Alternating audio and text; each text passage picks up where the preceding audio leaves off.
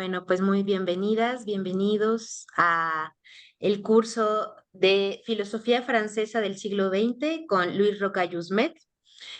Como siempre, muy felices y agradecidas por acá con la participación de Luis, que ya hemos tenido varios cursos y han sido todos maravillosos y ahora nos va a compartir un curso muy completo con los autores más representativos de esta filosofía francesa del siglo XX, bueno, son un montón de autores, Sí, muy prolífica, ¿no? La filosofía francesa del siglo XX, además con temas, pues sí, comunes algunos, pero también algunos muy distintos entre sí, ¿no?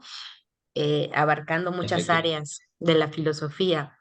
Entonces, bueno, pues ya Luis, nos habías compartido el programa. Más o menos, no se va a seguir así al pie de la letra, ¿verdad? Pero más o No, menos tengo por aquí que en esta primera clase, bueno, va a haber una introducción, el contexto, vas a hablar sobre la ocupación alemana, la fenomenología, el existencialismo, estas grandes corrientes de la filosofía francesa, por supuesto también el marxismo, ¿no? Como influencias de Marx.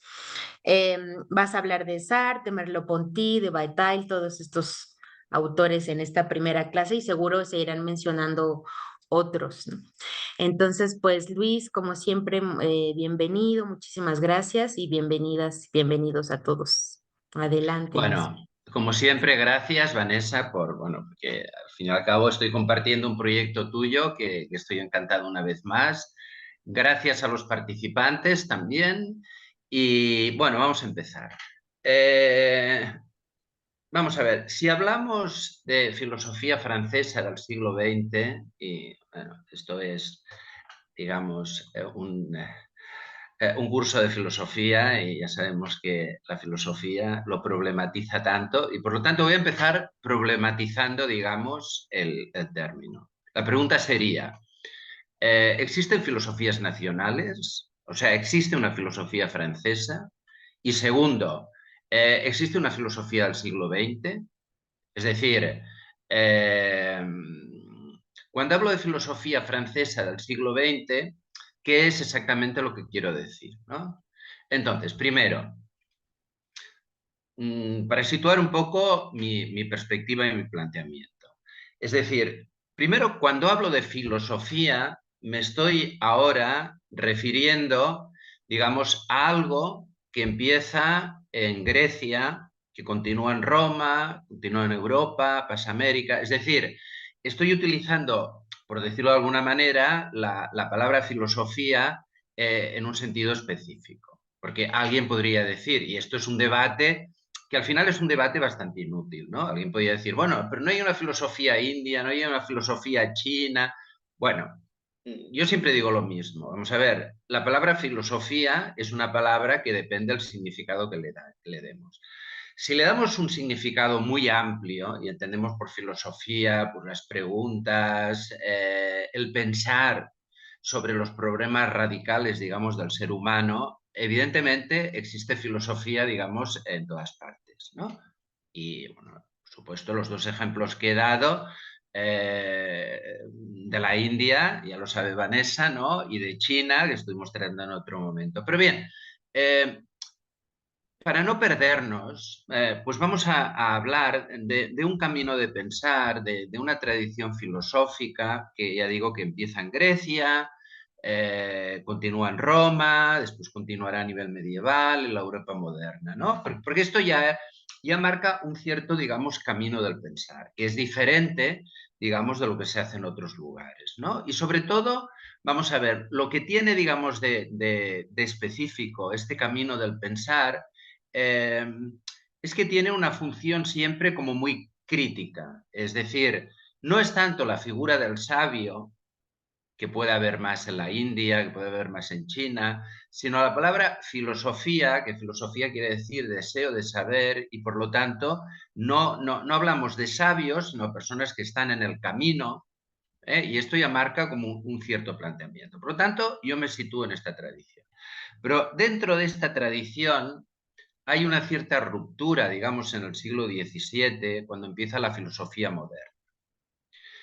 ¿En qué consiste esta ruptura? Bueno, básicamente, y haciendo un poco de simplificación, digamos, sería pasar de lo que se podría llamar como una filosofía del ser, en el sentido que desde Sócrates hasta digamos, Descartes, que sería un poco el inicio de la filosofía moderna, lo que hace la filosofía es preguntarse lo que son las cosas. Lo que son las cosas quiere decir, es de preguntarse qué es la justicia, preguntarse qué es el cosmos, preguntarse qué es el ser humano. Pero a partir de Descartes, la interrogación viene por el sujeto. Es decir, no es lo mismo que yo me pregunte qué es el mundo o qué soy yo en el mundo, que como hace Descartes, parta de mí mismo, de que yo soy un sujeto y que yo como sujeto tengo una determinada representación del mundo, y entonces veamos esta representación del mundo que es, si podemos estar seguros de que se corresponde con una realidad, ¿no? Entonces, sí que hay, digamos, este camino de la filosofía, que es un camino, digamos, crítico, de hacerse preguntas, mucho de conceptualizar, de argumentar, mientras en otras tradiciones el camino es igual más indirecto, pero que se convierte, digamos, en la pregunta de un sujeto. ¿Eh? Es decir, hasta la filosofía moderna, digamos, sí que evidentemente hay filósofos, pero es una filosofía que tiene mucho, digamos, de escuela. Por ejemplo, Platón tenía la academia de su día filosofía, Aristóteles tenía el liceo, el epicureísmo, el estoicismo, el cinismo, son todos escuelas, ¿no? Incluso toda la filosofía medieval que está vinculado, digamos, al cristianismo, a determinadas órdenes religiosas. O sea, digamos que tiene un sentido más grupal, y no únicamente esto, sino que a partir, digamos, de la filosofía moderna, que es una filosofía del sujeto, es un sujeto el que se pregunta, y a partir de aquí sí que es una filosofía que tiene totalmente que ver con la escritura. O sea, es un sujeto que escribe. Pensemos que, por ejemplo, la filosofía empieza con los diálogos de Platón, que evidentemente los diálogos de Platón es algo escrito, pero el mismo Platón decía que la auténtica filosofía no era la que estaba en sus diálogos, porque la escritura perdía, eso que decía Platón, la filosofía perdía, digamos, valor filosófico, sino era lo que se discutía directamente en la academia. El mismo Aristóteles, lo que tenemos de él son apuntes, o sea, todo el corpus aristotélico, la metafísica y todo esto, son tratados que están hechos a partir de apuntes de alumnos y de textos suyos. Epicuro, por ejemplo, no escribe, o sea, hay un alumno suyo que recoge, tenemos unas cartas, los cínicos, los escépticos están en contra, digamos, de la escritura, ¿no? Incluso las meditaciones de Marco Aurelio dentro del estoicismo son cuadernos de nota que tenía él. Por lo tanto, aunque la filosofía siempre ha llegado, digamos, a través de textos, realmente la filosofía moderna, y podemos tomar un poco como punto de referencia, digamos, a Descartes, sí que es más un sujeto que escribe. Evidentemente, lo que hay de común es que sea más a nivel de grupo o sea más a nivel de sujeto, lo que se quiere plantear son cosas universales. Es decir, por mucho que sea un sujeto, este sujeto escribe planteando problemas universales que afectan a todos, igual que lo hacían los griegos. Y pensemos que hasta el siglo XVII toda esta tradición filosófica se escribe en griego y en latín. Descartes es el primero que escribe en parte en latín y empieza a escribir en francés, ¿no? Entonces ya los lenguajes filosóficos se multiplican, o las lenguas, en francés, en alemán, en español, en italiano, en inglés. Entonces hay, digamos, también una cierta diferencia, digamos, con esto. Son sujetos que escriben en su lengua, ¿no? Entonces, situemos, digamos, esta filosofía francesa del siglo XX dentro de esta filosofía moderna, esta filosofía que se inicia, digamos, con Descartes. Que esto sí que tiene unas características propias, diferentes, digamos, de lo que es la filosofía anterior y diferente de lo que se podía hacer en la India o se podía hacer en China. Bien, entonces, ¿qué quiere decir filosofía francesa? Pues quiere decir que es una filosofía que se escribe en francés y quiere decir que es una filosofía que se da en la sociedad francesa en una determinada época con todos los condicionamientos que tiene, pero no una filosofía nacional. Yo no creo que existan filosofías nacionales, pero evidentemente la lengua con la que escribes, el contexto en el que estás, te condiciona. Entonces, tampoco vamos a hablar de toda la filosofía del siglo XX en Francia, sino que hablaremos básicamente de dos generaciones. La generación que nace a principios de siglo, por lo tanto, que empiezan a escribir ya en los años 30, y la generación posterior, que nace entre los años 20 y 30, y empiezan a escribir pues, en los años finales del 50 y los 60. Por lo tanto, queda fuera, digamos, filósofos franceses muy interesantes, como por ejemplo Henri Bergson, que Henri Bergson nace a mediados del siglo XIX, pero escribe a finales del XX, y también quedan fuera muchos filósofos franceses importantes, interesantes, que nacen en los años 40 y 50 y que también escriben durante el siglo XX. Por lo tanto, me voy a referir a estas dos generaciones. Los que nacen entre 1900 y 1910, más o menos, y los que nacen entre 1920 y 1930. Que evidentemente son dos generaciones que están marcadas por un contexto muy diferente. La primera generación son niños en la Primera Guerra Mundial y ya son jóvenes adultos cuando llega la ocupación alemana de Francia. Y la segunda generación, en cambio, pues son niños o adolescentes en la Segunda Guerra Mundial y en la ocupación, digamos, ¿no? Por lo tanto, el contexto es diferente. Bueno, hoy vamos a empezar hablando de esta primera generación. El referente de esta generación es Jean-Paul Sartre.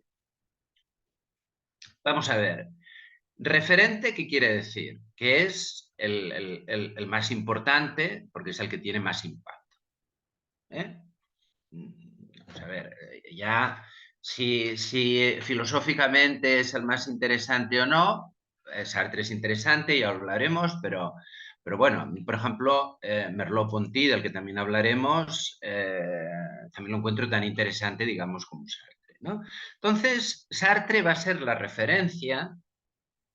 Fijémonos que vamos a tomar un poco, para situarnos en el tiempo, digamos que hablaremos más o menos de lo que pasa durante 50 años en Francia y voy a dar como dos referencias a nivel de publicaciones y dos referencias a nivel de hechos históricos, ¿no? De hechos históricos podríamos decir entre 1944, que es la liberación de Francia, de la ocupación nazi, y 1900, más o menos 90 y pico, cuando empieza ya la caída del muro de Berlín, o sea, estos cambios históricos que realmente tendrán impacto, ¿no? Y a nivel, digamos, de obras, pues tenemos en 1943 la publicación del Ser y la nada de Sartre. Y al cabo de 50 años, 1993, tenemos la publicación del libro Foucault, que acaba de morir por parte de Gilles Deleuze. Y fijémonos las curiosidades, estoy diciendo 50 años y entre estos 50 años, si cogemos 25, tenemos mayo del 68, que también es un hecho, digamos, histórico, ¿no? Por lo tanto, un poco estas serán las referencias. Entonces, Sartre es la referencia e incluso otros autores que hablaremos ahora, por ejemplo, Merleau-Ponty, o incluso Bataille, si tenemos tiempo, o la próxima, o no sé, o esta clase o la próxima que hablaremos de Albert Camus, por ejemplo, todos son personajes que tienen, digamos, polémicas con Sartre. Porque Sartre es el pope. Sartre es, a partir de la Segunda Guerra Mundial, Sartre es el personaje importante. Y no solo a nivel filosófico, ahora lo explicaremos, ¿no? Vamos a ver, Sartre nace en 1905, así como un poco característica biográfica, pues su padre muere cuando es muy joven, se va a vivir con los abuelos paternos, entonces el abuelo paterno es una persona muy ilustrada, una persona que tiene grandes bibliotecas. A Sartre le darán posteriormente el Premio Nobel de Literatura por un libro que se llama Las Palabras, y este libro que se llama Las Palabras es un libro en el cual pues, Sartre explica un poco cómo se forma él a partir de los libros, a partir de las palabras, ¿no? Es un texto muy bonito y, bueno, y tiene también este carácter así un poco autobiográfico, ¿no? Pero bien, Sartre, aparte de esto, pues es un estudiante brillante, entra en la Escuela Normal Superior, que es un poco donde se forman las élites políticas y culturales de Francia, ¿no?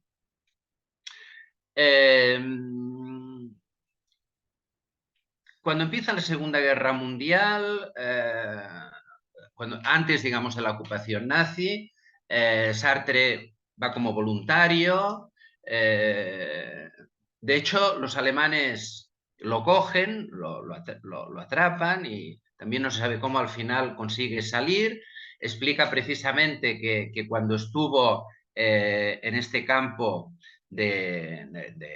este campo, digamos, de los alemanes, ¿no? Que lo habían hecho prisionero, pues se dedica a leer a Husserl, del que ya hablaremos, y se dedica a leer a Hegel. Pensemos que esta generación de la que forma parte Sartre es una generación que, vamos a ver, en el siglo XIX la filosofía continental importante es la alemana. De hecho, el filósofo francés más importante, aparte de Bergson, que hemos hablado que lo es, pues es Comte, que Comte de alguna manera es el fundador del positivismo, que viene a decir que la filosofía está superada, que es la época de la ciencia, ¿no? Entonces, digamos que en el siglo XIX, quitando a Bergson, pues no hay, digamos, no hay una filosofía muy potente, como había, por ejemplo, en Alemania. Entonces, Alemania es la referencia. Y sobre todo, una corriente que en los años 20, 30 está de moda en Alemania, que es la fenomenología. Esta primera generación estará muy influenciada por la fenomenología. Vamos a ver, ¿y qué es la fenomenología? Bueno, la fenomenología es una corriente filosófica que surge a partir de un tal Helmut Husserl, que, digamos, básicamente lo que viene a plantear es que hace falta como una renovación dentro de la filosofía. Fijémonos que la filosofía del siglo XIX casi acaba a mediados, casi acaba con un personaje que es absolutamente fundamental, que es Hegel, ¿no? Pero que a partir de la segunda mitad, justamente lo que aparecen son lo que hablamos el otro día, los maestros de la sospecha, que más bien son críticos de la tradición filosófica, pero entonces Husserl considera que se tiene que volver a constituir como una filosofía de hecho que sea rigurosa, que pueda considerarse como una ciencia. Y entonces él plantea un método que llama la fenomenología, digamos que consistiría en que el sujeto la fenomenología es mucho una filosofía del sujeto, como Descartes, como Kant, como Hegel.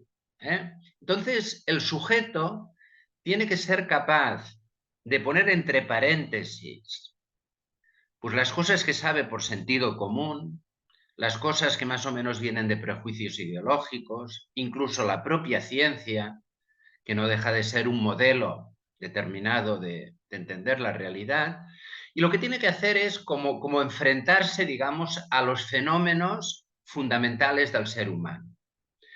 La palabra fenómeno, que ya es una palabra que también es herencia, digamos, de Kant sobre todo, el fenómeno es la realidad tal como aparece, digamos, al ser humano. Es decir, la realidad que puede ser accesible, digamos, al ser humano.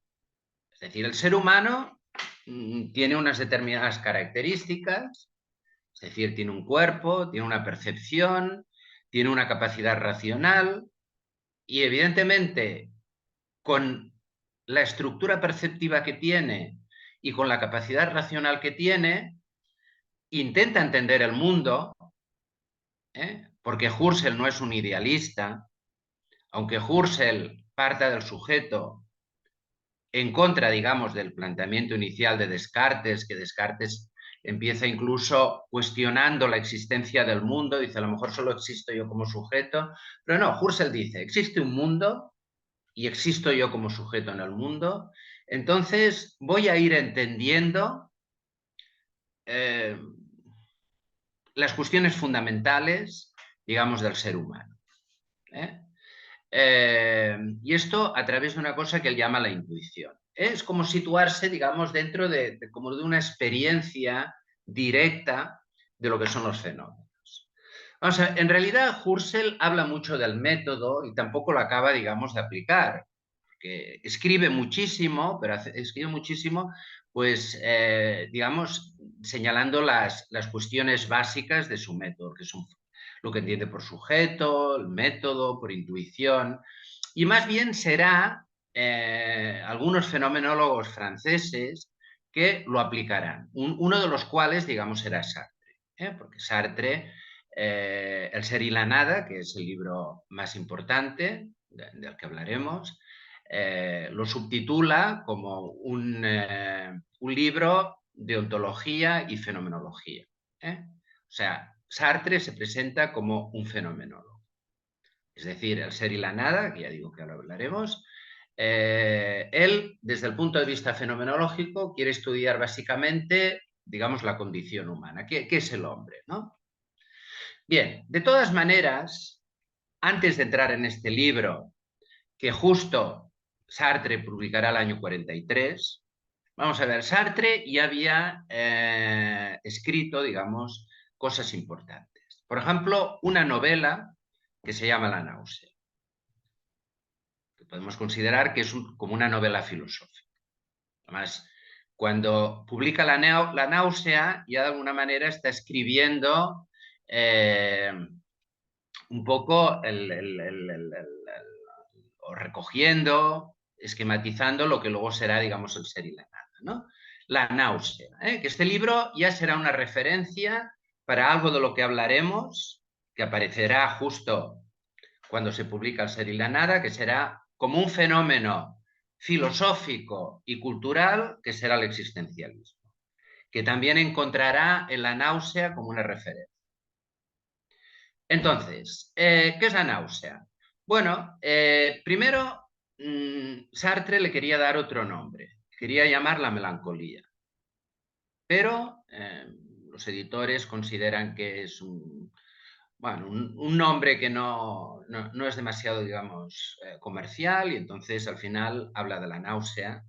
Entonces, bueno, la náusea es una especie de novela en la cual pues un profesor va a pasar unos días a un pueblo de Francia porque tiene que escribir una especie de texto, de ensayo, y tiene como una especie de experiencia, digamos, de lo que es el absurdo, digamos, de la existencia, ¿no? La contingencia de la vida humana, ¿no? O sea, una experiencia como del sinsentido, digamos, del existir, ¿no? Entonces, la náusea, que está muy bien escrita, porque pensemos que tanto Sartre como Camus se les dará el Premio Nobel de Literatura. bueno, pues viene a ser como esta novela filosófica que ya plasmará como este ser humano que se encuentra frente al absurdo del existir, frente a la falta de sentido, bueno, hay una frase, ¿no? Que es el hombre nace sin sentido, se prolonga por debilidad y muere por aburrimiento, ¿no? Que es un poco muy gráfico, digamos, de esta sensación, de este sentimiento que tiene este protagonista, digamos, de la náusea. Pero aparte de esto, Sartre ha escrito dos ensayos muy interesantes sobre el tema del imaginario. El tema del imaginario, ¿no? Entonces, bueno, por lo tanto, Sartre ya tiene, y además Sartre ha escrito también obras de teatro. Pensemos que Sartre, y esto es una cosa igual un poco extraña, pero durante la ocupación nazi, Sartre publica Sartre, dos obras de teatro que tienen como por ejemplo Las moscas, incluso Las moscas que se puede entender un poco como una metáfora contra el nazismo, pero bueno, le dejan publicar, por ejemplo, El ser y la nada, cuando se publica es el último año de la ocupación, pero todavía estaba la ocupación alemana, ¿no? Y las obras de teatro de Sartre también se hacen, ¿no? Entonces, bueno, Sartre, vamos a ver, no forma parte de la resistencia, pero sí forma parte de algunos grupos, digamos, clandestinos, críticos, y él pensaba que, por ejemplo, hay otros escritores que se niegan a publicar. O sea, por una cuestión de principios, se niegan a publicar durante la ocupación nazi, ¿no? Pero en cambio, el punto de vista de Sartre es que justamente si le dejan publicar, pues bueno, esto, digamos, hay que aprovecharlo porque también es una manera, digamos, de introducir elementos críticos, ¿no? Bien, entonces, el ser y la nada. El ser y la nada es, bueno, un libro, eh, aquí está, como se puede ver, es un tocho, es un libro que tiene 800 páginas, es un libro que está escrito en un lenguaje fenomenológico, ¿no? La fenomenología tiene un lenguaje un poco espeso, ¿eh? A mí no me gusta mucho, ¿no? Entonces, este libro, con este tipo de lenguaje y con lo largo que es un libro que aparte, digamos, de la cuestión interesante, que es la dificultad conceptual, cuesta de leer por esto, ¿no? Porque también es un poco pesado. En parte es un poco pesado, pero en parte, digamos, hay fragmentos que son muy, muy, muy interesantes y además Sartre hace una cosa muy, también yo creo muy buena, que es dar ejemplos de las cosas, vamos a ver, está planteando, es un libro de ontología, ontología quiere decir, es la metafísica, lo que son las cosas, ya el título ya dice bastante, ¿no? El ser y la nada. Pero bien, hace un esfuerzo, digamos, de concretar. Entonces, eh, ¿qué es la nada? ¿No? Porque de momento, fijémonos que la nada ya es un término introducido por Heidegger. O sea, este libro tiene influencia de la fenomenología de Husserl, pero también de Heidegger. Eh, y la nada, lo primero que dice es que la nada es algo, digamos, posterior al ser. ¿Qué quiere decir con esto?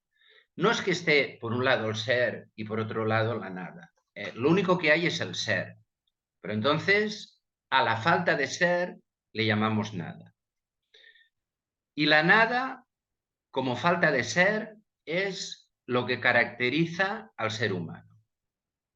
Es decir, todo lo que forma parte del mundo, Sartre lo llama ser en sí, son cosas acabadas, pero no solo una piedra, también un animal, desde el punto de vista en que un animal ya tiene, digamos, como una estructura acabada, de funcionamiento por instinto y tal, ¿no? Pero el ser humano está justamente porque es sujeto. ¿Y qué quiere decir ser sujeto? Para Sartre, ser sujeto quiere decir tener capacidad reflexiva.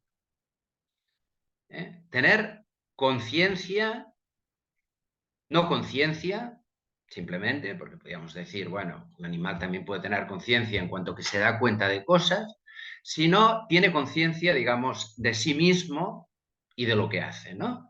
Pues esta capacidad, esta conciencia reflexiva sobre uno mismo, hace, digamos, que el ser humano sea una realidad totalmente diferente del resto, digamos, de las cosas del mundo. Que las cosas del mundo son seres en sí, son algo, pero en cambio el ser humano, en cuanto que no está acabado, en cuanto que se está acabando siempre, porque siempre tiene que decidir, siempre tiene que construirse, siempre está en situación, tiene una experiencia que es abierta, pues el ser humano, Sartre lo llamará el ser para sí. Y el ser para sí es un ser en falta y por lo tanto un ser que tiene nada. Y por lo tanto la nada es esta parte de falta del ser humano que además se identifica con la libertad. O sea, la nada en el ser humano lo hace libre, porque quiere decir que hay una falta de ser. Si fuera un ser completo, ya haría lo que le correspondería. Pero esta nada, pero claro, fijémonos en una cosa, porque a veces esta libertad absoluta, porque Sartre dice que estamos condenados a ser libres, estamos condenados a ser libres. La libertad no es una acción voluntaria, la libertad es todo lo que hacemos, todo lo que hacemos y todo lo que somos. Es decir, en cada momento tenemos que elegir, en cada momento tenemos que decidir y en cada momento incluso tenemos que darnos un significado a nosotros mismos. Por lo tanto, incluso con respecto a nuestro pasado, somos libres en la medida en que lo estamos resignificando. Por lo tanto, estamos condenados a ser libres. La persona que busca a alguien que le diga en cada momento lo que tiene que hacer es libre porque cada momento está decidiendo que uno decida por él. Esto es la idea. Esto es la libertad absoluta de Sartre. La libertad absoluta no quiere decir... Sartre, vamos a ver, no defiende, digamos, el libre albedrío, ¿no? Como la capacidad que tenemos de... No, no. O sea, para Sartre, de alguna manera, casi podríamos decir que estamos determinados, pero esta determinación es una determinación que se basa, digamos, en nuestras decisiones. Por lo tanto, libertad es lo que estamos haciendo en cada momento. Esta es la característica del ser para sí. Entonces, por lo tanto, Sartre hace como una oposición, una dicotomía entre lo que es el resto, digamos, del mundo, formado por seres en sí acabados, y el ser humano, que es un ser libre, que está condenado a ser libre y que es libre necesariamente, pero que siempre decide. Es decir, evidentemente hay cosas que decidimos y cosas que no decidimos, pero incluso las cosas que no decidimos, decidimos el significado que le damos, ¿no? Por lo tanto, constantemente estamos delante digamos, de la contingencia, ¿no? Es decir, de las cosas que pasan, que podrían no pasar, que no tienen ninguna finalidad ni tienen ningún sentido para Sartre, pero nosotros hemos de darle algún sentido, hemos de darle un cierto significado, aunque este significado sea considerar que es absurdo. Y esto es, yo creo, un elemento fundamental de Sartre, ¿no? Tiene una frase que dice, bueno, la libertad que tenemos nosotros es hacer algo con lo que han hecho de nosotros. Sartre dice, claro que yo no he elegido nacer, ni he elegido nacer, ni he elegido nacer en una época, ni he elegido a mis padres, ni he elegido mi constitución genética, ni he elegido mi infancia. Y todo esto, evidentemente, en el momento, digamos, en que yo tengo conciencia reflexiva, todo esto ya está, digamos, ¿no? Ya me han hecho de una determinada manera. Pero entonces, digamos, a lo que interpela Sartre, pero claro, en Sartre hay un poco, digamos, esta paradoja.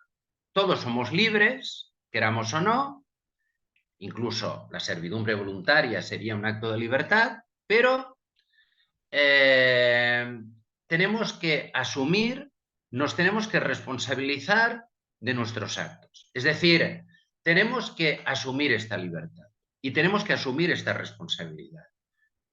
Es decir, tenemos que asumir aquello de lo que no somos responsables. ¿Eh? Es decir, yo tengo 15 años, yo qué sé, tengo una historia familiar terrible, no he elegido nacer, no he elegido, no he elegido nada. Pero esto es lo que dice Sartre. Pero bueno, algo tienes que hacer con lo que han hecho de ti.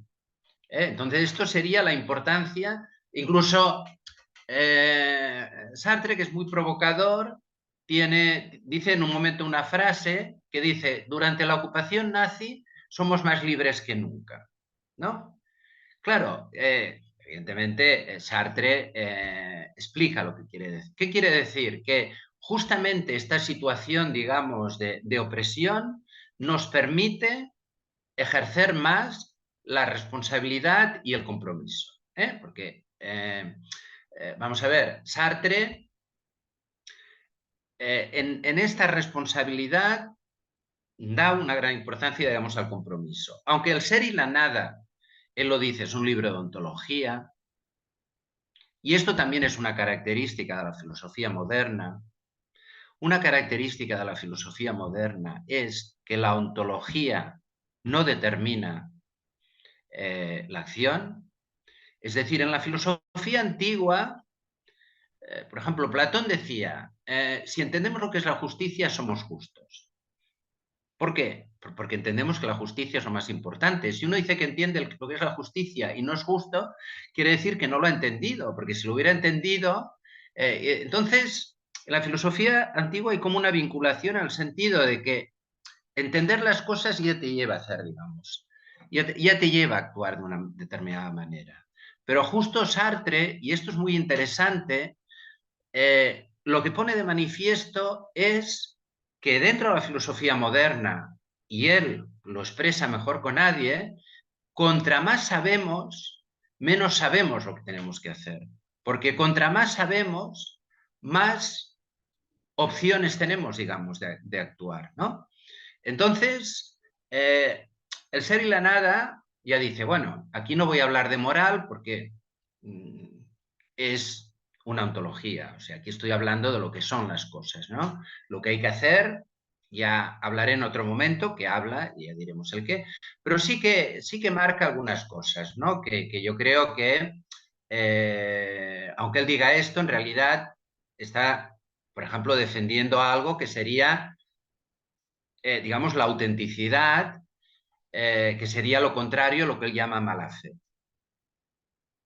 O sea, la mala fe es no asumir esta libertad. O sea, no asumir que constantemente hemos de elegir y entonces, pues bueno, por ejemplo,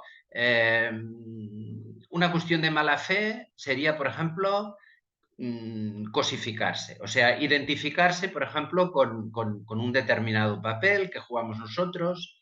Él pone el ejemplo de un camarero, ¿no? Pues este camarero pues tiene una rutina, se levanta una hora, hace una serie de cosas, o sea, tiene como una vida muy pautada. Y si este camarero pierde la conciencia de que constantemente está eligiendo, porque hará cada día lo mismo a cada hora, pero es que cada día y cada hora está eligiendo hacer lo mismo, ¿no? Pero claro, cuando nos cosificamos es cuando nosotros perdemos de referencia esta responsabilidad que tenemos respecto a nuestra propia vida, respecto a nuestra propia libertad, y nos consideramos como si fuéramos algo acabado. Un animal, evidentemente, pues actúa por instinto. Al final, si te cosificas, pues acaba siendo lo mismo. Te acabas identificando con una serie de hábitos que vas repitiendo y esto, digamos, sería para Sartre la mala fe. Por lo tanto, aquí ya en el ser y la nada ya está apuntando como algunas orientaciones éticas. ¿no? Por ejemplo, la necesidad de responsabilizarnos, la necesidad de comprometernos.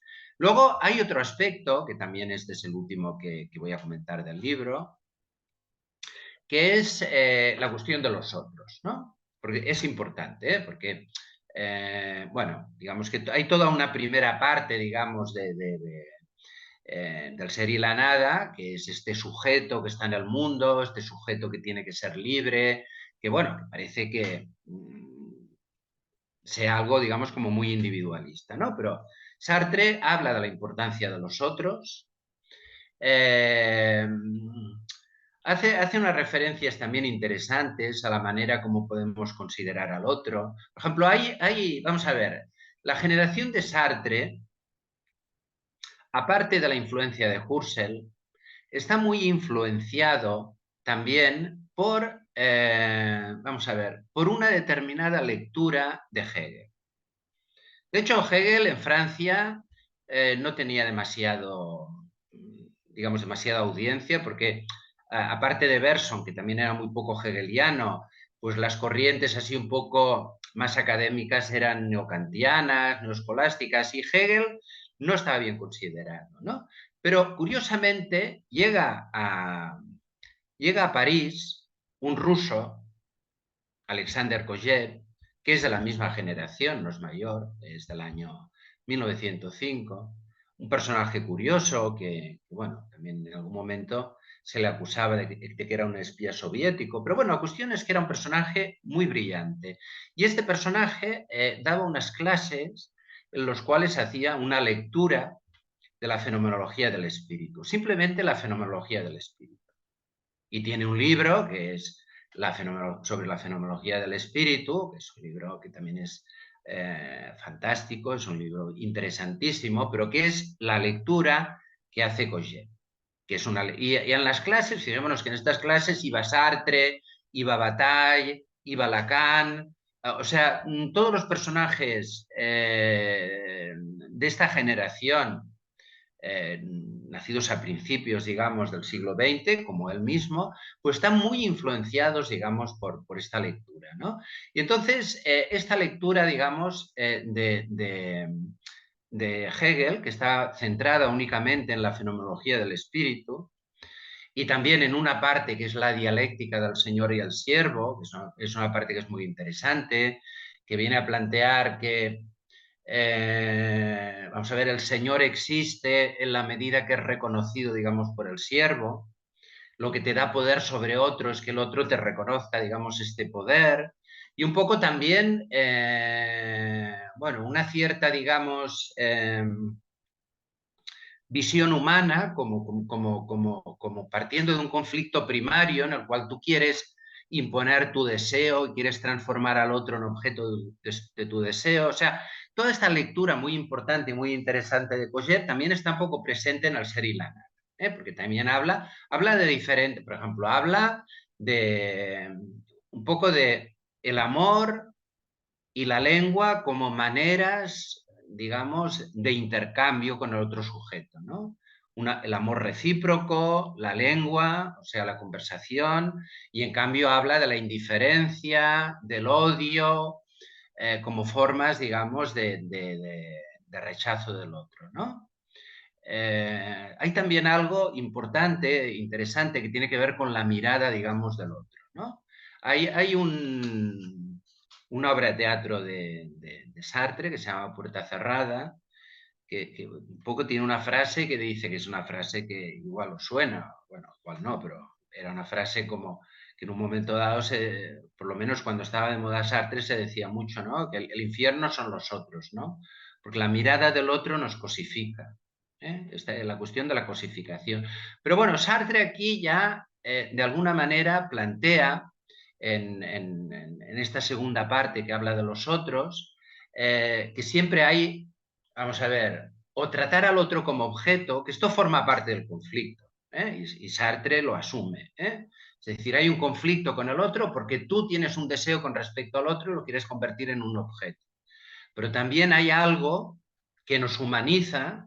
Sartre insiste mucho, por lo tanto, no será, digamos, justo ni siquiera criticar a este libro del ser y la nada, como a veces se hace como individualista, porque nos humaniza justamente este pasar a nosotros, que es reconocernos todos como sujetos, ¿no?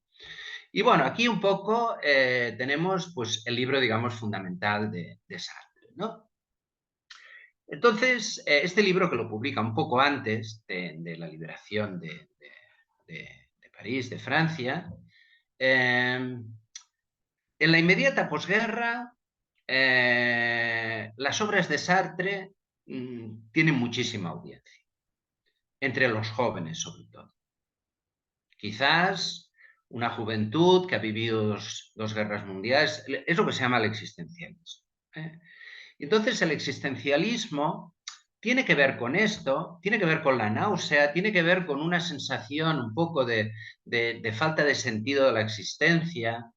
El existencialismo se convierte en una moda cultural, los jóvenes que van vestidos de negro, las canciones de Juliette Greco, o sea, un poco una moda, ¿no? Y Sartre es un personaje absolutamente reconocido en los ámbitos filosóficos, culturales, etcétera, ¿no? Sartre sale con Simone de Beauvoir, que también no, la conozco menos y yo creo que filosóficamente es menos interesante. Tiene el libro El segundo sexo, que sí que es un libro precursor, digamos, del feminismo, en este sentido es interesante. Pero bueno, Simone de Beauvoir sigue mucho, digamos, digamos el camino que va marcando Sartre, ¿no? Entonces Sartre funda una revista que se llama Los tiempos modernos, que justo coge el título de la película de Charlie Chaplin, ¿no? Y intenta ser, vamos a ver, una revista crítica en la que participa también Simone de Beauvoir, en la que participará también el próximo autor que veremos, que es Merleau-Ponty. Eh, y es un libro que también quiere ser como de crítica social. Como después de la Segunda Guerra Mundial hay también una hegemonía muy, muy grande del Partido Comunista Francés, porque el Partido Comunista Francés es el elemento más importante de la resistencia, porque tenemos la Revolución Rusa, tenemos la URSS también eh, como un país, digamos, que ha tenido una intervención fundamental para derrotar al nazismo. Y el Partido Comunista Francés, que es muy dogmático, critica mucho a Sartre. Bueno, vamos a verlo. Lo deja a la altura del betón, porque dice que es individualista, que el existencialismo es una cosa pequeño burguesa, etcétera, etcétera. Pero Sartre, poco a poco, primero escribe da una charla, de la que se publicará un libro, que se llama El existencialismo es un humanismo. Sartre entonces da esta charla para poner de manifiesto que el existencialismo no es una cosa nihilista, negativa, que no llame a la acción, que no es algo individualista, sino que planteado pues esta necesidad de compromiso, esta responsabilidad, esta libertad, que bueno, esto para él supone un compromiso con lo que él llama el humanismo, ¿no? Entonces, en este libro pues habla de que hay un existencialismo ateo, que se sitúa él, sitúa Heidegger, que hay un existencialismo cristiano, que está Kierkegaard, que está otro francés que se llama Gabriel Marcel. Lo que pasa es que eh, hay un filósofo francés que se llama Jean Bruffet, que curiosamente estaba psicoanalizado por Lacan, porque a Lacan le interesaba mucho Heidegger, dicho entre paréntesis, y Jean Bruffet es el que los pone en contacto, que Jean Bruffet le envía es el traductor de Heidegger, le envía a Heidegger el libro este de Sartre. Y rápidamente Heidegger contesta, un texto corto, interesante, que se llama Carta sobre el humanismo. Él dice que no tiene nada que ver con el existencialismo, ni es ningún humanista, ¿no? Pero bueno, de alguna manera Sartre monta, digamos, esta escuela, que se considera, ya digo, una escuela filosófica, de la que de hecho el representante más importante será él, o hablaremos otros personajes que como Camus, que de alguna manera se les vincula, pero que él siempre se quiere desmarcar. Y poco a poco Sartre se va acercando, digamos, al Partido Comunista Francés. Se va acercando al Partido Comunista Francés porque, bueno, estamos en la Guerra Fría y Sartre considera que hay que definirse. Entonces solo hay dos alternativas, o la URSS o Estados Unidos. Y él elige la URSS. Y a la medida que elige la URSS, se acerca, digamos, al Partido Comunista Francés. El Partido Comunista Francés aprovecha mucho, digamos, la influencia de Sartre. Organizarán un congreso de literatura a nivel mundial, presentarán a Sartre. Lo que pasa es que Sartre, incluso en los procesos de Moscú, vamos a ver, todo el mundo sabe, digamos, lo que es el Estado. Bueno, no en toda su dimensión, pero ya se sabe, digamos, en parte lo que es el estalinismo. Pero de todas maneras, tanto Sartre, ya lo veremos, como Merleau-Ponty, inicialmente, bueno, consideran que sí, que es una cosa que se puede criticar, que se debe criticar, pero que hay que comprometerse y su compromiso va por aquí. Entonces, tampoco pueden hacer nada, digamos, que debilite lo que representa la Unión Soviética y los partidos comunistas en Europa frente, digamos, a lo que sería la ofensiva de Estados Unidos, ¿no? Además, pensemos que, claro, se acaba la Segunda Guerra Mundial, pero se acaba la Segunda Guerra Mundial ganada por dos países, Estados Unidos y la Unión Soviética, que representan en todos los niveles todo lo contrario. Y esto que da lugar a la Guerra Fría, empieza la Guerra de Corea. Sartre también defenderá la posición de la Unión Soviética hasta que en el año 1956 Sartre ya rompe, digamos, con la Unión Soviética y rompe con el Partido Comunista a partir de un hecho que es la invasión de los tanques soviéticos en Hungría. Hungría es un país comunista, Hungría es un país comunista, forma parte, digamos, es decir, de la órbita de la URSS, pero hay como un movimiento obrero, un movimiento político que exige la independencia de la URSS. Y este movimiento político, que también está representado por gente, digamos, del Partido Comunista húngaro, que quieren negociar un poco con la Unión Soviética, pero bueno, la manera como lo resuelven la Unión Soviética es detener a los dirigentes del Partido Comunista húngaro y poner a gente proclive y aplastar con tanques, digamos, todo el levantamiento, que de hecho era un levantamiento obrero, ¿no? Y esto para Sartre ya es suficiente, digamos, para romper, ¿no? Entonces, el año 1960 publicará un libro, que de hecho es el segundo libro filosófico importante de Sartre, que se llama Crítica de la razón dialéctica, en el cual, vamos a ver, Sartre planteará que el marxismo es la filosofía, la única filosofía contemporánea y que es insuperable.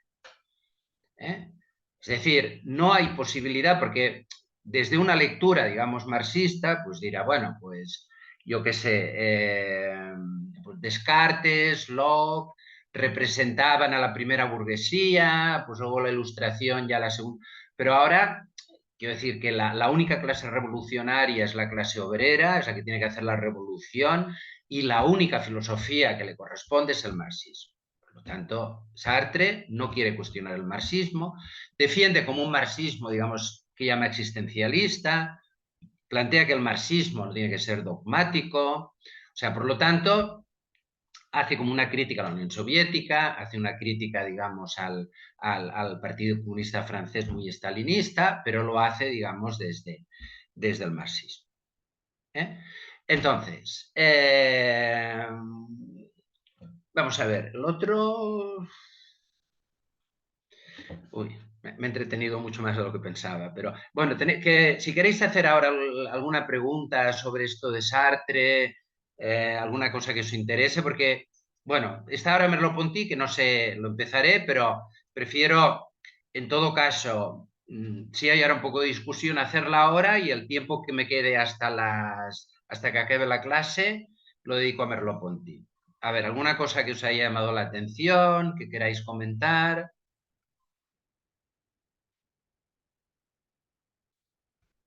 Si queréis, ¿eh? Yo, vamos a ver, el grupo de WhatsApp, esto no lo he dicho, pero el grupo de WhatsApp está siempre activo.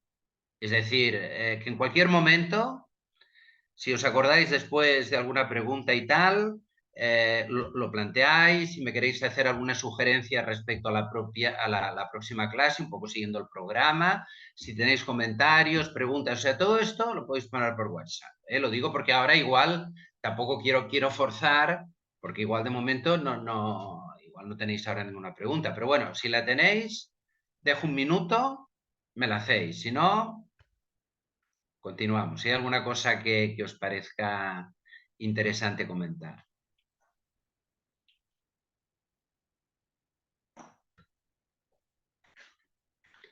Bueno, pues seguimos. Luis, una cosa rápida. Sí, Em, en cuanto a que hablabas de esta diferencia entre el ser en sí y ser para sí, ¿no? Del ser para sí, que es el ser humano y que no, que se caracteriza porque no es un ser acabado como tal, sino que constantemente, bueno, que está en exacto, falta, que está deseando todo el tiempo, que si estuviera acabado completamente, entonces no podría ser libre porque tendría determinado qué hacer y sabría qué exacto. hacer como los animales Sí, y el sí, sí. instinto, ¿no? Y entonces eso queda claro que el ser humano no tiene esas características. Sin embargo, ¿qué piensas tú de ese deseo que está constantemente en el ser humano? ¿Cómo ves, Art, el deseo en cuanto a que si bien se sabe como un ser en falta todo el tiempo, ¿por qué por naturaleza, paradójicamente, estamos todo el tiempo deseando ser un ser acabado, ¿no? Sí, Pareciera, sí, sí. mira, de hecho, bueno, aquí como está del deseo, lo estoy mirando porque imagínate, el serie La Nada, 800 páginas, como aquí hay la referencia de cada tema, digamos, las páginas que le dedica, no le dedica demasiado. Fíjate que tiene deseo, aparecen 2 páginas. Deseo de ser, que esto es quizás lo más interesante, y deseo sexual. Deseo de ser, por ejemplo, eh, 761, porque ya te digo que habla poco, ¿eh? De hecho, yo no he hablado del deseo porque no está demasiado presente. Es decir, no, o sea, no estar acabado, Sartre no lo vincula tanto, digamos, al deseo, que sí que aparece, ya digo, también por influencia de Kojève, porque Kojève está muy presente, pero no es algo que para Sartre, o sea, Sartre lo plantea más como algo, digamos, como algo inevitable. O sea, es que no nos queda otra, digamos, bueno, es igual, ahora en todo caso ya lo miraré, pero es decir, vamos a ver, lo que nos mueve a acabarnos, por decirlo de alguna manera, no es el deseo. Es decir, como no estamos acabados, tenemos que ir decidiendo. Entonces, evidentemente, este deseo este ir acabándose está en función de decisiones que tomamos, digamos, por muchas cuestiones, una de las cuales, digamos, puede ser el deseo.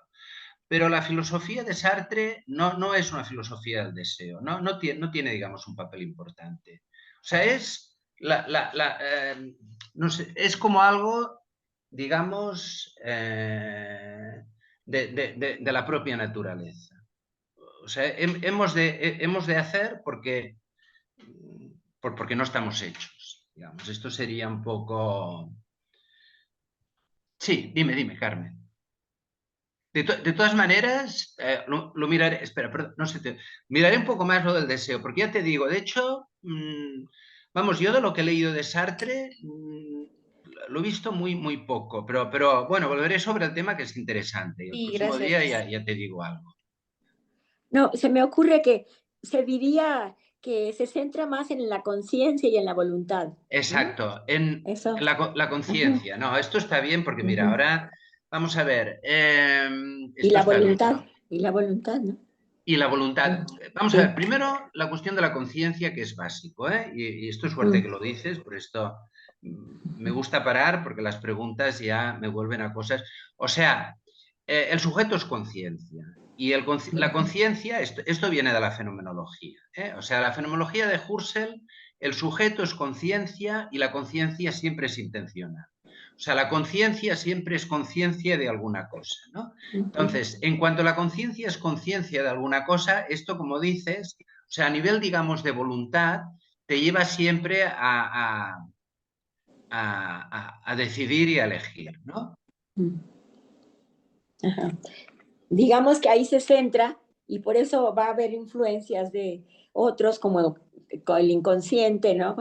Con Freud o la moral, lo que dices como el prejuicio, cosas que no están muy del lado de la voluntad y que tienen que ver con como el motor para decidir con Sí, o sea, consecuencias, vamos ¿no? a ver. Sí. Ujú. Lo de la voluntad, claro, la voluntad libre, o sea, si entendemos por voluntad libre, digamos, lo del libre albedrío y todo esto, claro, Sartre no lo...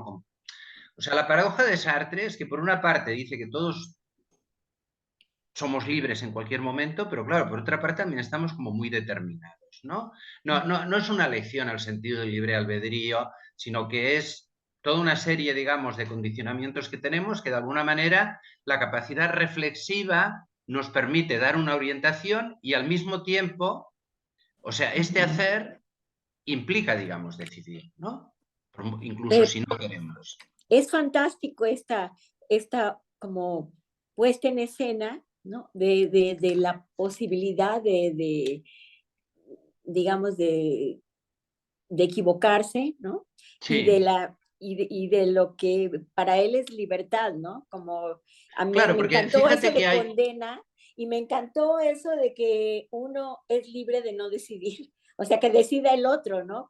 Sí, sí, Como sí, esa vuelta que mucha gente no la puede ver, que dice, no, pero pues como lo que Dios quiera o lo sí, que sí, quiera sí. Claro, aquí hay una cosa de sí. elección que yo lo comparo un poco, por ejemplo, con Freud, ¿no? Freud dice la elección sexual, pero se sabe que la elección sexual es algo que de alguna manera, digamos, está determinado por una serie de vivencias. O sea, no es que uno elija, por ejemplo, ser homosexual o ser heterosexual, ¿no? Entonces, Ajá. el ejemplo que da un ejemplo que da Sartre, por ejemplo, que es una cosa que parece increíble, es el complejo de inferioridad. O sea, el complejo de inferioridad es una elección. O sea, el que tiene complejo de inferioridad elige darse una determinada significación delante de los otros. O sea, que una Ujú, cosa, digamos, tan negativa y podríamos decir tan, bueno, que parece que justo tú elegirías ujú, otra cosa, Sartre también lo considera como una cosa. O sea, quien tiene complejo ujú, de inferioridad, de alguna manera, es el significado, digamos, que le ha dado, ¿no? Y claro, ujú, esto significa tener posibilidades de transformación, porque justo en el libro sobre el imaginario, que es una cosa, es un libro interesante, pues Sartre habla de la importancia de la imaginación y por una parte dice, bueno, la percepción es lo que nos da la dimensión de lo real, pero la imaginación es lo que nos hace libres también, porque la imaginación es lo que nos permite imaginar lo ujú. posible en cuanto Crear, a crear, lo que hacemos, digamos, ¿no? sí, Es sí. decir, yo, este camarero que cada día hace lo mismo y todo esto, pues bueno, justamente porque tiene imaginación, pues puede imaginar hacer una cosa diferente, digamos decir. Ajá. ¿No? Mm. Entonces, pero lo de conciencia, esto es importante, porque yo creo que lo he dicho muy poco y esto es en todo este grupo de Sartre, Merleau-Ponty del que hablaremos, el tema de la conciencia y conciencia como algo que también identifica con la subjetividad y con la libertad. O sea, esta conciencia conciencia de y conciencia, digamos, de uno mismo, ¿no? Ajá. Bueno, Y no gracias. es también, me sorprende que Sartre considere que todas las conciencias son igualmente libres, como si fuera el mismo nivel, como si estuviera ignorando las condiciones materiales, sociales, Claro, culturales de sí, la gente, donde dice como que todos somos igualmente libres de decidir absolutamente todo. Y eso, no sé, ¿no? sí. Hemos visto que eso no es así, de hecho, ¿no? Que gente que está en circunstancias sumamente precarias, por más que tenga conciencia de sí mismo, pues no puede decidir, o sea, está tan determinado por otros factores que no se podría hablar de la misma conciencia de sí que otra persona que tiene tal vez todo resuelto, lo Sí, material sí, y claro, que es no, ilustrado, ¿no? sí, esto es importante. Entonces, vamos a ver cómo lo resuelve Sartre, porque esto evidentemente, vamos a ver, Sartre habla, digamos, de incluso, fíjate que cuando está hablando, cuando decía somos más libres que nunca en la ocupación, que justamente quería decir todo lo contrario, pues está hablando de una situación política, porque esto lo que tú dices tanto tiene referencia, digamos, como una situación política como a una situación social. Podemos decir, bueno, es igual de libre, yo qué sé, alguien en una dictadura que en una democracia. Es igual de libre una persona que tiene, como tú dices, todo resuelto que alguien que tiene que trabajar 7 días a la semana o que pasa hambre o que es un refugiado. Claro, esto, digamos, la palabra que utiliza Sartre para referirse a esto, digamos, es la palabra situación. O sea, cada cual, digamos, está en una situación diferente y dentro, digamos, de esta situación,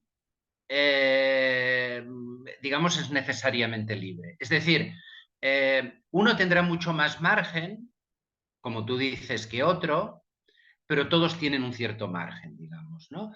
Pero claro, esto vamos a ver, le lleva a Sartre a un compromiso, porque evidentemente Sartre habla de humanismo y Sartre habla de marxismo y Sartre habla de revolución y por lo tanto Sartre plantea un compromiso político y tiempos modernos y luego ya hablaremos, por ejemplo, del tema del colonialismo. Ya podemos hablar del colonialismo. Es decir, ¿qué es lo que está pasando con Francia después de la Segunda Guerra Mundial?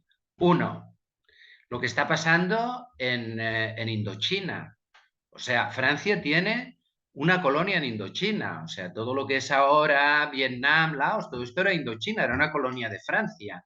Y Francia tenía colonias en Túnez, en Argelia, o sea, era un país colonialista. Y Sartre, y bueno, y además el tema clave, que de este tema volveremos, porque esto también implicará un debate con Albert Camus, es el tema de Argelia. O sea, Argelia es una colonia francesa. Argelia, por ejemplo, hay muchos pieds noirs, que son franceses que viven allá, pero está claro que hay una situación de discriminación de los argelinos. Empieza a organizarse un grupo armado, que es el Frente de Liberación Nacional de Argelia, hace algunos atentados y a partir de aquí la represión de Francia es absolutamente brutal. O sea, vamos, quiero decir que Francia se dedica pues a detener, torturar, es decir, entonces, claro, ¿qué es lo que plantea Sartre? Bueno, lo que plantea Sartre es la defensa, digamos, del movimiento de liberación de Argelia, porque claro, aquí también está lo que decías tú, ¿eh? El problema, es decir, vamos a ver, El ser y la nada se plantea, digamos, como un libro un poco de ontología referido, digamos, a la condición humana, que hace referencia a lo de la situación, pero luego Sartre, posteriormente, porque posteriormente es cuando van también surgiendo todas estas preguntas como problemas como lo que planteas tú, ¿no? Evidentemente, habla de que se tiene que luchar por las mejores condiciones, digamos, para que todo el mundo tenga el máximo margen, digamos, de libertad. ¿no? Incluso en algún momento lo dice, o sea que la libertad de uno también implica la libertad de todos, ¿no? Por lo tanto, sí que, aunque en el libro este del ser y la nada no queda claro, porque yo creo que porque Sartre también, bueno, digamos, se centra en el tema más así ontológico, ¿no? Pero luego, poco a poco, Sartre lo va concretando, o sea, todo esto. Es decir, hay que luchar por las mejores condiciones para que todos los humanos estén en una situación lo más óptima posible de libertad, porque la situación es diferente y esto de situación sí que insiste mucho. Por lo tanto, digamos que hay como una realidad ontológica, que es que el ser humano como tal siempre decide y luego concretemos de qué manera uno en función, digamos, de la situación en la que está. Y ya digo que en el caso de Sartre, a partir, digamos, de todos los compromisos políticos que va adquiriendo, que incluso empieza en la época del nazismo, aunque se le acusa un poco también, pues esto, no haber estado más implicado en la resistencia. Pero bueno, él ya empieza a comprometerse, pero bueno, sobre todo, digamos, a partir del final de la Segunda Guerra Mundial, Sartre tiene un compromiso político permanente y siempre tiene un compromiso político, digamos, en defensa de los que él considera oprimidos. Que no sé si esto más o menos Sí, sí, Luis, muchas sí. gracias. No, pero está bien, porque, claro, esto, vamos, él plantea el ser y la nada como un primer libro, digamos, un primer libro que es como las condiciones ontológicas, casi metafísicas del ser humano, ¿no? Luego, poco a poco, ya lo dice, luego ya hablaremos de moral, y entonces hablar de moral, pues ya, y hablamos de política, entonces hablemos de esto, ¿no? Que no todo el mundo está en la misma situación, en las mismas condiciones, y que se tiene que luchar, digamos, para que las condiciones sean las mejores para todos, ¿no? Que esto, ya digo, implica el compromiso. Bueno, si queréis preguntar algo más, porque yo creo que Merleau-Ponty no lo voy a empezar. Bueno, voy, si no me preguntáis, vamos a ver. Esta generación, hago un poco el rato que queda, y si me preguntáis, porque digo que Merleau-Ponty es importante y ya lo veré el próximo día, ¿no? Bueno, tenemos por ejemplo, a Bataille. Tenemos a Bataille. O sea, vamos a ver, esta generación hay como un núcleo, que es el núcleo que será más importante, vamos a ver, será más importante durante este tiempo que va desde los años 30-40 hasta principios de los 60. Sartre, Merleau-Ponty, Simone de Beauvoir, Camus. Pero claro, hay otros que son de esta generación, como por ejemplo Bataille, que serán importantes para la generación siguiente. O, por ejemplo, incluso Simone Weil, por ejemplo, ¿no? Que Simone Weil yo creo que está sobre todo más reivindicada, digamos, al siglo XXI, que es de la misma época. O sea, todos estos, Sartre, Simone de Beauvoir, Simone Weil, Bataille, todos, Lacan incluso, son de la misma generación, han nacido entre 1905 y 1910, son todos de la misma generación. Pero claro, ¿qué pasa? Que, por ejemplo, Lacan, la influencia, digamos, que tendrá será posterior. Bataille también será posterior, ¿no? Y justamente empezarán a tener influencia cuando entre en declive, digamos, la importancia de Sartre, ¿no? Pero, por ejemplo, Bataille. Vamos a ver, yo de Bataille me pasa una cosa muy curiosa. Yo de Bataille he leído mucho y me interesa mucho, pero cuando tengo que decir algo, es que casi no sé qué decir. Porque es un autor que es muy inclasificable y de alguna manera muy poco sistemático y, por ejemplo, vamos a ver, Bataille, escribe novelas eróticas, Bataille escribe tratados. Por ejemplo, yo creo que el erotismo es el mejor libro que se ha escrito que yo conozca sobre el tema del erotismo.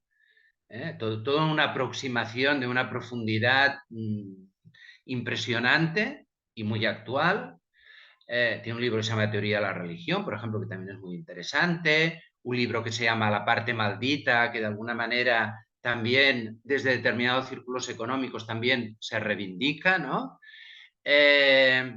Pero básicamente, digamos, los tres libros filosóficos es lo que se llama la suma ateológica. La suma teológica de Tomás de Aquino, pues esto sería la suma no teológica, ¿no? Que son la experiencia interior, el culpable y sobre Nietzsche. Bataille hace una... O sea, Bataille, ya digo, que forma parte también de círculos surrealistas, que Sartre, por ejemplo, cuando escribe La experiencia interior, que también la escribe, esta suma teológica, Bataille la escribe durante la ocupación alemana, tiene la valentía de escribir durante la ocupación alemana un libro sobre Nietzsche, que hasta ahora siempre se había vinculado, pues, bueno, si no con el nazismo, como mínimo, con una cierta influencia, y durante la ocupación nazi, pues, lo que hace Bataille es escribir un libro muy bueno sobre Nietzsche, reivindicando a Nietzsche, explicando por qué Nietzsche no tiene que ver nada con el nacional social, con el nazismo, ¿no? Y fijémonos que a partir de la generación siguiente, Nietzsche tendrá una influencia, pero aquí Nietzsche no tiene ninguna influencia, porque Bataille es marginal. Sartre, después de escribir la experiencia interior, escribe un artículo totalmente en contra, digamos, de Bataille, diciendo que es una especie de místico sin Dios, que es un alucinado, que...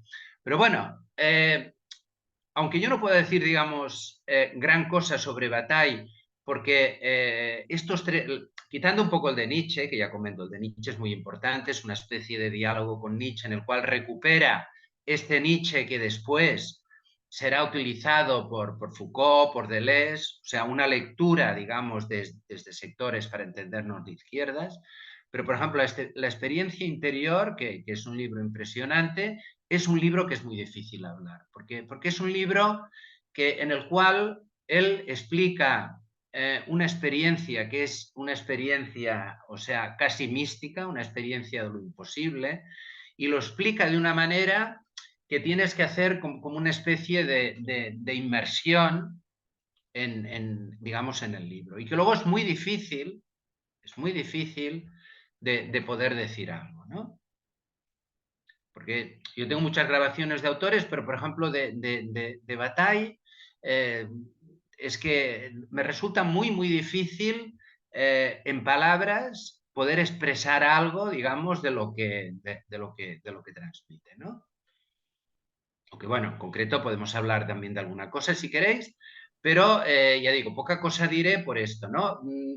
Pero Bataille, vamos a ver, en su generación es, vamos a ver, bastante marginal, tiene un sector, por ejemplo, Bataille también es amigo de un autor muy interesante que se llama Michel Leiris, que tiene un libro que, bueno, yo aconsejo mucho, un libro que se llama La Edad de Hombre, que es un libro como autobiográfico, que era un etnólogo. Son personajes muy importantes, digamos, dentro de sectores más o menos surrealistas, pero sectores que son marginales, digamos, respecto a la importancia filosófica, cultural y política, digamos, que tendrá Sartre, aunque son de su generación, ¿no?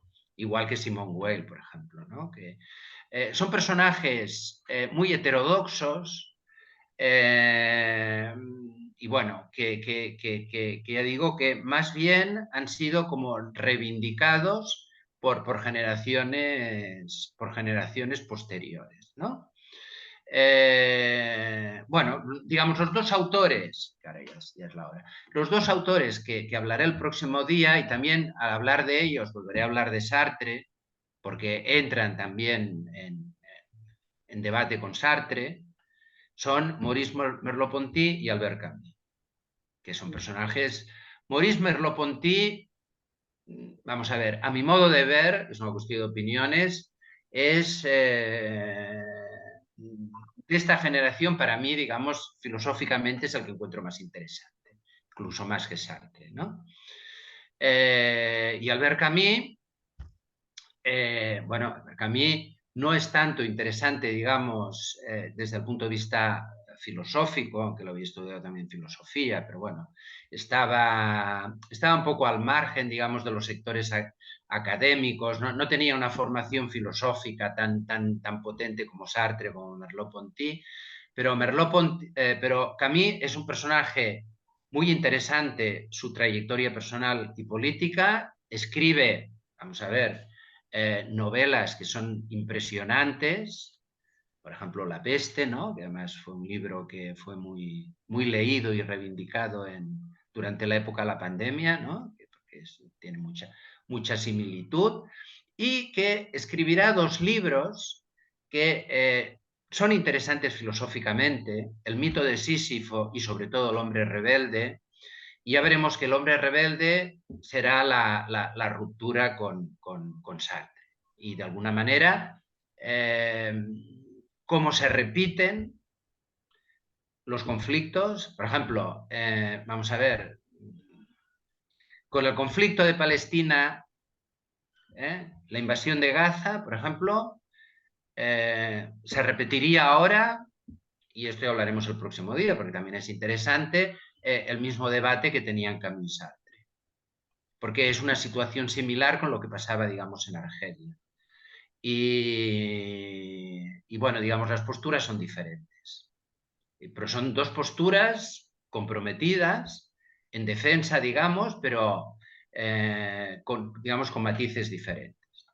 Quiero decir que evidentemente los 2 lo denunciarían, pero hay algo, digamos, de diferente que es interesante. Y esto surge sobre todo a partir de que Camus, que era amigo, digamos, de Sartre, siempre tenía algunas discrepancias, a Camus se le intenta vincular con el existencialismo y él siempre dice que no, pero bueno, vamos a ver, hay un respeto mutuo, se conocen, pero cuando Camus publica El hombre rebelde, esto ya es el final. Para Sartre ya es el final, porque de alguna manera El hombre rebelde también hay una crítica implícita, digamos, a las posturas de Sartre. Y bueno, ahora sí es la hora, si tenéis alguna pregunta, un poco sobre, pero ya digo, de Camus, de Merleau-Ponty hablaremos el próximo día, ¿no? Pero, si queréis algún comentario sobre lo que he dicho de Bataille, por ejemplo. Gracias. Espero que sea como introducción, ¿verdad? Que sea Como introducción. a Bataille. Bueno, vamos a ver, yo de Bataille no pensaba hablar mucho. Ah, bueno, ok. Está bien. Sí, por esto que he dicho, porque vamos a ver, es que es un autor que es tan difícil, digamos, o sea, yo creo que Bataille es, o sea, digamos, hablar de Bataille sí que quiere decir hacer un curso solo de Bataille, ¿no? Aunque bueno, si tenéis alguna pregunta o alguna cuestión concreta, como está lo de WhatsApp, yo lo recojo y luego lo planteo. Yo la idea que tengo para el próximo día es hablar de Merleau-Ponty, de Camus y los debates, digamos, que tienen con Sartre y, bueno, de alguna manera ya acabar con esta generación, digamos, ¿no? Sí, gracias, Luis. Si tenéis alguna pregunta, un poco así para acabar. O sea, bueno, y luego, claro, está, digamos, evidentemente la cuestión de Marx como influencia. Bueno, esto ya un poco implícitamente hablado, y sobre esto volveremos, sobre todo porque Merleau-Ponty también se definirá como marxista y también tendrá algunos puntos, digamos, de diferencia con Sartre, ¿no? Mientras que Camus, por ejemplo, exceptuando la juventud, que entra puntualmente, digamos, en el Partido Comunista, pero Camus no se definirá nunca, bueno, exceptuando, digamos, este momento juvenil, como marxista, ¿no? Pero la influencia de Marx, claro, la influencia de Marx pesa en las dos generaciones, de manera diferente. Luego hay también un personaje que es un poco, que está entre las dos generaciones, ¿no? Porque si todos estos que digo nacieron entre, bueno, el que es un poco más joven es Camus, pero bueno, un poco parecido a la edad de Camus, también lo podemos situar en esta generación, pero que tiene influencia en la siguiente, que será Althusser. Pero Althusser aquí no tiene, digamos, es más joven y en todo caso lo que hace tampoco no tiene, pero será, y Althusser planteará una lectura de Marx totalmente diferente, digamos, de la que plantea Sartre o plantea Merleau-Ponty. Pero claro, Marx está muy presente, digamos. De hecho, lo de los tres maestros de la sospecha, en el caso de Freud, por ejemplo, y Sartre tiene un capítulo, que en todo caso podemos comentar también, que no he comentado ahora, en la serie de la nada que se llama Psicoanálisis Existencial, ¿no? Reivindica algo de Freud, pero por ejemplo Sartre negará, digamos, la existencia del inconsciente, por lo menos tal como lo plantea Freud, ¿no? Y bueno, Merleau-Ponty, por ejemplo, pues Merleau-Ponty es muy amigo de Lacan, por ejemplo. Incluso como anécdota diré que la única vez que se vio a Lacan llorando fue en el funeral de Merleau-Ponty, porque ni en el de sus padres, o sea, tenía una relación también muy interesante, ¿no?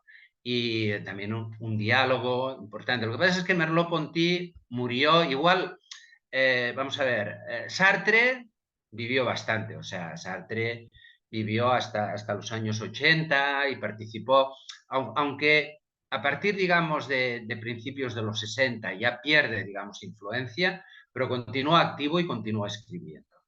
En cambio, Camus y Merleau-Ponty mueren a principios de los 60, muy jóvenes, de 40 y pico de años. Camus por un accidente de coche y Merleau-Ponty por un ataque al corazón. Tenían 40 y pico de años los dos, ¿no? Entonces, pues, bueno, aquí una lástima porque se corta, digamos, por ejemplo, el trabajo filosófico de Merleau-Ponty, que era muy interesante. Pero bien, de todas maneras tienen tiempo de escribir, de discutir, de participar, de comprometerse, digamos, con su época.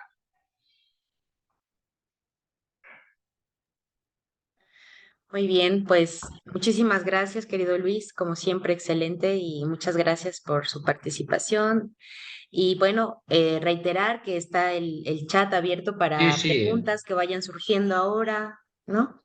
Sí, Y sí, todo lo que planteéis es bien recibido. Si hablo demasiado rápido, sí, o sea, todo lo que sea ir mejorando, finalmente es en beneficio de todos. Por lo tanto, vamos a ver, estoy abierto. Ya digo, el próximo día, sobre todo esto, hablaremos de Albert Camus, de Maurice Merleau-Ponty, y bueno, un poco los acontecimientos, digamos, de la época que ya digo que son interesantes. También políticamente pasan muchas cosas y bueno, aquí hay diferentes maneras, digamos, de abordarlo, siempre desde una postura de compromiso, de lucha por la libertad y lucha por la justicia, porque yo creo que esto sí que también se puede decir. Toda esta generación, Sartre, Merleau-Ponty, Bataille también, aunque a su manera era bastante Simone de Beauvoir, Simone Weil, claro, es una generación que se implica mucho, digamos, en la lucha por la libertad y por la justicia social. Están muy, muy comprometidos, digamos, en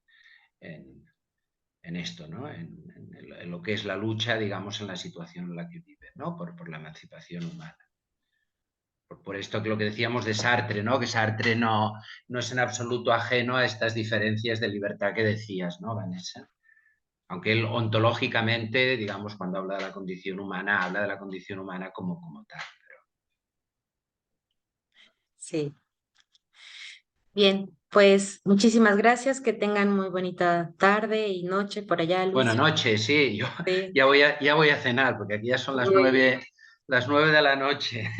Vale, pues un placer como siempre y pues continuamos el próximo día. Sí, nos vemos el próximo jueves. Vale, Gracias. vale, Entonces, adiós. gracias, bye.